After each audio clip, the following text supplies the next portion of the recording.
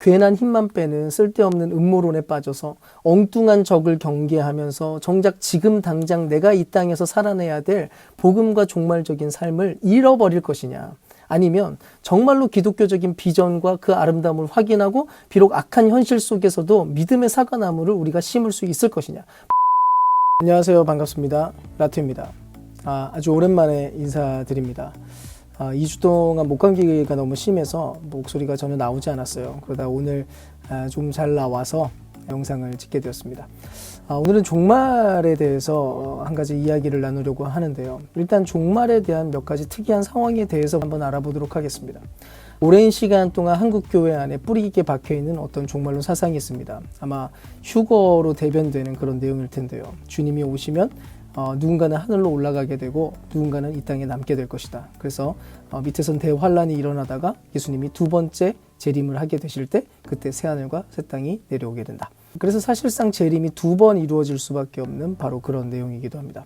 그리고 주로 이런 사상 안에서 666에 대한 관심이 굉장히 많고요. 또 베리칩에 대한 관심도 아주 크다고 이야기를 할 수 있습니다. 근데 이런 종말론은 미국 안에서는 나름대로 유행을 했지만 사실 지금 와서는 거의 배척당하고 있는 그런 사상이기도 하고, 세대주의 전천년주의에 해당하는 지독히 강력한 문자주의에서 시작된 그런 종말론이에요. 그래서 보통 종말의 때 마지막 세대 천년왕국이라고 하는 단어 자체에 굉장히 깊은 주목을 하고 있고요. 또 요한계시록 안에만 독특하게 설명되어 있는 그런 미래에 대한 이야기들이 언젠가 어느 한 시점 특정한 지점에 분명하게 그 모양 그대로 나타나게 될 것이다 라고 믿는 그런 종말론 사상입니다. 그리고 아마 그렇게 나타나는 때에는 아주 종교적인 색채가 강력하게 나타나는 그런 시대가 될 거라고 예상을 하고 있는 것이죠. 근데 이거는 요한계시록이라고 하는 책이 대체 어떤 방식으로 쓰여졌는지, 그리고 또 묵시라고 하는 이 특별한 작품을 대하는 태도가 무엇이어야 되는지에 대해서 전혀 이해하지 못했기 때문에 시도되었던 그런 사상이기도 합니다. 요한계시록은 당시 유대인들, 초기 기독교인들의 정치적인 현실과 문화적인 배경 안에서 굉장히 자연스럽게 받아들여지게 되던 그런 회람서신이자 동시에 묵시 문학이에요.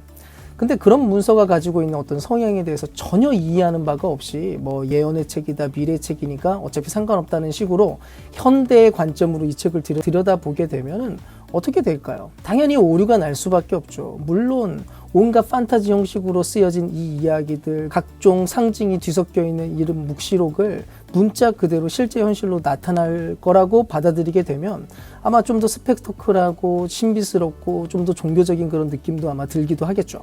근데 실상 요한계시록이라고 하는 책은 그 당시 유대인들, 초기 기독교인들에게 있어서 굉장히 먼 미래에 대해서 기록을 하고 있는 그런 책이 아니었고, 그 당시의 시대 현실을 살아가던 자들에게 즉각적인 적합성을 가진 문서인 것이 분명했습니다. 또 어쨌든 문제는 잘못된 이해 방식 속에서 날조된 휴거 종말론을 따르게 된다면 교회는 단지 이 세상을 뒤로하고 단번에 하늘로 올라가는 그런 휴거에 대해서만 기대를 하게 될 것이고, 이 세계 안에서 이루어지는 여러 가지 현상들이나 또 지구온난화와 같은 그런 문제들에 대해서는 아마 거의 관심을 갖지 않게 되어 버리겠죠. 그러니까 교회들이 환경오염이 아무리 심해져도 별로 움직일 이유를 느끼지 못하기도 하고, 그런 종말의 이해 속에서는 어차피 이 세계는 우리의 사는 집, 우리의 터전이라기보다는 단지 지나가는 길로밖에 인식되지 않을 테니까요. 그래서 오히려 아주 다른 것에 집중을 하곤 하는데, 그게 뭐냐면 바로 전쟁에 관한 것입니다. 어떤 특정 형태의 적들과의 특정한 전쟁을 주의 깊게 바라보고 있는 것이죠. 왜 그렇습니까? 요한계시록 안에 나오는 아마겟돈 전쟁 때문입니다. 여기에 대한 오해에서부터 기독교의 최종적인 전쟁이 천주교가 될 것이다, 또 일루미나티가 될 것이다, 뭐 프리메이슨이다, 뭐 이런 온갖 음모론들이 판을 치고 있습니다.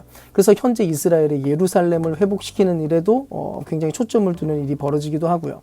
또 혈과 육에 해당하는 아주 매우 구체적인 단체나 인물들을 언급하는 일들이 비일비재하게 벌어지는 것입니다. 정작 기독교를 살펴보면 내부적인 타락으로 인해서 그 안에서부터 붕괴가 시작되고 있는 경향을 갖고 있는데도 불구하고 여전히 기독교라고 하는 종파를 보호하고자 폭력적인 경향을 보이는 그런 모임들이 등장하고 있는 것들 역시도 이것과 맥락을 같이 하고 있습니다. 실제로 이런 입장은 굉장히 큰 영향력을 발휘하고 있는데요. 실제로 미국 안에서 이게 영향이 꽤 크게 발휘되고 있고, 우리나라 역시도 19세기 미국 선교사님에서부터 시작해서 그 뒤에 미국을 계속해서 뒤쫓아가는 형국이다 보니까 마찬가지의 상황이기도 합니다. 어쨌든 20세기 초기에 워낙 세대주의, 전천년주의가 득세하던 그런 시기였거든요. 근데 사실 그거는 비성경적이라고요. 아무튼 이런 면 때문에 종말론에 관한 이야기를 할 때 성경 주석적인 부분에 대해서 이야기를 하지 않을 수가 없습니다. 일단 지독한 문자주의를 채택하는 모든 근본주의적인 해석은 현재 밝혀진 연구들과 또 여러 가지 발전된 그런 신학적인 개념 속에서 비추어 보면 상당한 오류가 있는 오류투성이의 것으로 인정되어야 하는 것입니다. 할 말은 많은데 대충 설명을 하자면 문자주의로 인한 폐해가 너무 많고요. 어쨌든 문자주의라고 하는 그 내용 자체가 성경 전체 내용과 각종 다양한 연구에 의해서 밝혀진 바에 따르면 이미 비합리적인 것으로 그렇게 합의되고 있는 실정이기도 합니다. 그래서 만약 아직도 여전히 문자주의를 채용하려고 한다면 그거는 마치 지금도 여전히 지구가 평평하다고 주장하는 것과 똑같은 것이고요. 그런 것을 진리로 여기면서 이것만이 성경적 진리다라고 우기는 것과 별로 다르지 않은 것입니다. 그리고 그런 방식들은 자연스럽게 요한계시록이라고 하는 책에 대해서 오해하게 만들고 종말에 관한 성경적인 전체적인 비전에 대해서 뒤틀어버려서 이분법적인 세계관을 만들어버리고 마는 거예요. 근데 한번 생각을 해보세요. 대체 왜 종말과 마지막 날에 대한 이야기를 할 때마다 성경 전체가 이야기하는 수많은 틀에 대해서는 무시를 하면서 오직 요한계시록에만 나오는, 그것이 만약 사실 진술물이라면 굉장히 이상하고 독특한 그런 이야기, 그 이야기에만 우리가 왜 귀를 기울여야만 하는 건가요? 대체 왜 성경이 성경을 해석해야만 한다라고 하는 그런 당연한 성경적인 원리가, 그 법칙이 갑자기 요한계시록을 대할 때는 그것이 깨져야 되느냐 하는 것입니다. 만약 우리가 요한계시록에 대한 장르를 이해하게 되고 또 성경 전체가 조망하고 있는 그런 전체 이야기에서 마지막 스토리로서 이 맥락을 이해하게 되면 놀라운 통일성을 발견하게 되는 거예요. 일단 종말을 대하는 성도의 1차적인 자세를 설명하기 위해서 일단 성경의 전체 세계관에 대해서 어느 정도 안다면 동의할 만한 이야기를 제가 한번 해보도록 하겠습니다. 첫째, 성경은 언제나 우리가 살아가고 있는 창조세계 전체가 선하다라고 이야기를 합니다. 왜 그렇습니까? 선한 하나님이 창조한 선한 세계이기 때문이에요. 온 땅이 여호와의 영광으로 가득 차 있다라고 이야기를 하고, 그런 면에서 일반적인 그분의 은총과 또 계시가 늘 임하는 그런 장소가 바로 우리가 살아가는 창조 세계예요. 그래서 만약에 우리가 몸담고 살아가고 있는 이 창조 세계가 나쁘거나 오래되어서 이제는 폐기해야 된다라고 이야기를 한다는 것은 성경 전체가 말하고 있는 영광적인 진리에 도전하고 있는 것입니다. 둘째, 이사야 선지자가 이야기하는 것처럼 세상은 근본적인 악, 인간의 악에서부터 시작된 열매로 가득하다는 사실에 대해서 우리가 인정을 해야 돼요. 우리는 물론 하나님께서 온 세상을 다스린다는 사실을 믿지만 동시에 여전히 악으로 가득한 이 세계에 대해서 독특한 긴장관계 안에 있다는 것을 우리는 인정해야 된다는 것입니다. 만약 이 부분에 대해서 우리가 부정을 한다면 그거는 공상세계에 사는 것과 다른 바가 없어요.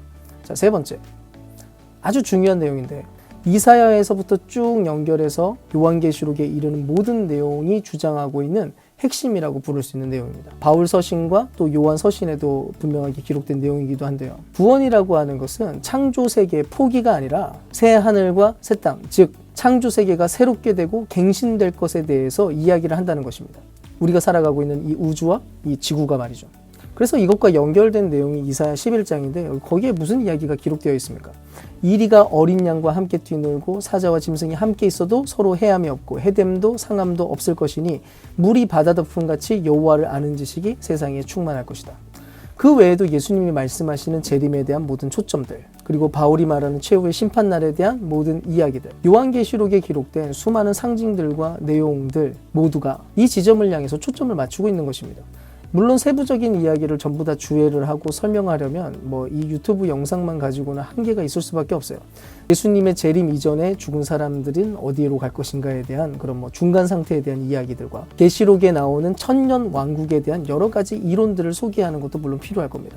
또 예언이 작동하는 그런 방식에 대해서도 이해가 필요하죠. 오늘 영상에는 그것을 다루지 않기로 하고 다음에 언젠가 기회가 되면 또 다루도록 하겠습니다. 다만 정말 중요한 것은 우리가 종말론적인 신앙을 갖는다라고 하는 것이 대체 무엇을 의미하는가에 대해서 알 필요가 있다는 것입니다. 괜한 힘만 빼는 쓸데없는 음모론에 빠져서 엉뚱한 적을 경계하면서 정작 지금 당장 내가 이 땅에서 살아내야 될 복음과 종말적인 삶을 잃어버릴 것이냐, 아니면 정말로 기독교적인 비전과 그 아름다움을 확인하고 비록 악한 현실 속에서도 믿음의 사과나무를 우리가 심을 수 있을 것이냐, 바로 그거라고요. 우리는 지금 여전히 옛 세상에 살지만 믿음으로 요한계시록 안에 나타난 비전을 조망하면서 새로운 세계의 아름다움을 바라보면서 살아가는 그런 사람들이라는 거예요. 그래서 우리가 이 땅에서 하는 모든 일들은 사람들로 하여금 새로운 세계를 자꾸 얼핏얼핏 보게 만들어야 되는 것입니다. 마치 가나안 땅에 들어가서 그 땅을 정탐했던 사람들처럼 그들이 거기에서 거대한 포도를 가져와서 사람들 앞에 보여주고 그 땅이 얼마나 아름답고 젖과 꿀이 흐르는 그런 땅이었는지를 보여주었던 것처럼 그렇게 말입니다. 하지만 우리가 알고 있는 게 하나 있죠. 당시 정탐꾼들 중 대부분은 아름다운 메시지를 그 앞에서 전하기보다는 절망의 메시지를 전달하기를 더 좋아했습니다. 아마 지금도 마찬가지일 겁니다. 마지막 날을 우리가 주목한다면서 그 안에 나타난 절망과 불안함을 이야기하는 사람들, 무서운 대환란에 대해서 집중하는 사람들, 교회를 파멸시킨다고 생각하는 어떤 혈과 육을 주목하는 사람들이 물론 있겠죠. 하지만 그런 근본주의적인 열정들은 또 다른 문제를 계속해서 야기할 뿐입니다.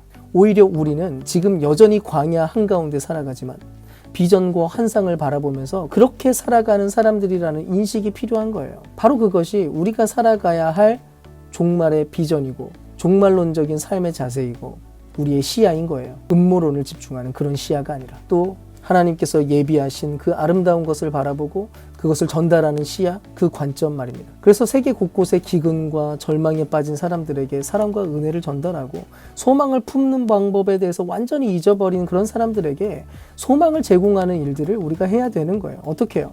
아름다운 예술과 또 헌신과 각자의 삶의 모든 자리에서 그 일들을 통해서 말입니다. 그것이 바로 우리가 가지고 있는 소망이자 소명인 거예요. 이사야가 보여줬던 환상, 요한이 보였던 그 환상, 그 종말의 핵심이 무엇이었습니까? 비록 죄와 악의 구렁텅이 속에서 환난과 아픔들은 여전히 산재해 있지만 우리가 지금 보는 현실처럼 비록 그렇지만 그러나 결국 그리스도가 이 땅에 오신다. 그분과 그분의 나라가 이 땅에 와서 완전히 뒤집어 엎어놓게 될 그 아름다운 세계를 우리가 바라보면서 지금 이미 그 세계가 여기에 침투해 들어오고 있다고 하는 우리가 표지판이 되어야 한다는 것입니다. 교회는 바로 그런 일을 위해서 있는 거예요. 그래서 환경 파괴나 테러나 온난화 이런 모든 세상의 아픔과 망가진 것들을 우리가 품어내고 해결해 나가는 일에 누구보다도 앞장서 나가야 되는 바로 그런 공동체여야 한다는 것입니다. 부디 여러분이 성도라면 온 세계 안에 일어날 그 마지막 날에 대한 환상을 가지시고 지금도 여전한 고통의 현실들을 견뎌내시며 동시에 오늘 믿음의 사과나무를 심으시기를 바랍니다. 오늘 여기까지 하겠습니다.